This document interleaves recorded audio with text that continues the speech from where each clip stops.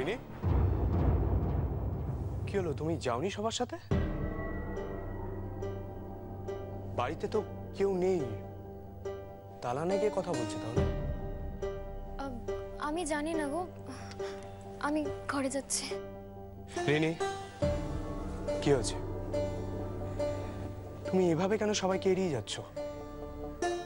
সবকিছু থেকে নিজেকে সরিয়ে রাখছো, এমনকি কথাও বলছো না। ইচ্ছে করছে না জিজু।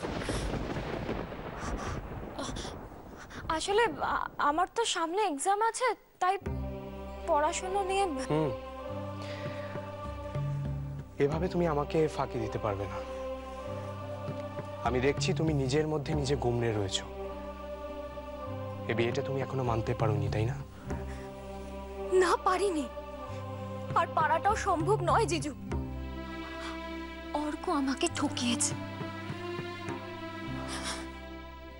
আমি নিজে গিয়ে ওর সাথে দেখা করে ওকে সবকিছু জানিয়েছিলাম, তাও ও বিয়েটা করছে। আমি ওকে কোনোদিনও ক্ষমা করব না। রিনি, রিনি, আমি বুঝতে পারছি তুমি কতটা হার্ট হয়েছো, কিন্তু জীবন তো অর্কতেই শেষ হয়ে যায় না রিনি। তোমার বয়স এখন অনেক কম।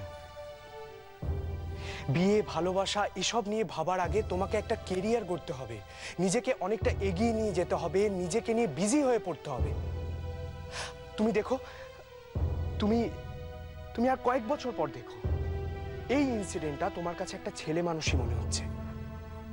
তখন কিন্তু তুমি এসব ভেবে হাসবে। জিজু, অর্ককে আমি ভুলতে পারবো না। ভুলবে কেন? বরং তোমার সাথে অর্কর এই মিষ্টি, মধুর, সুন্দর সম্পর্কটা ভবিষ্যতে একটা মজার স্মৃতি হয়েই তোমার কাছে থাক না।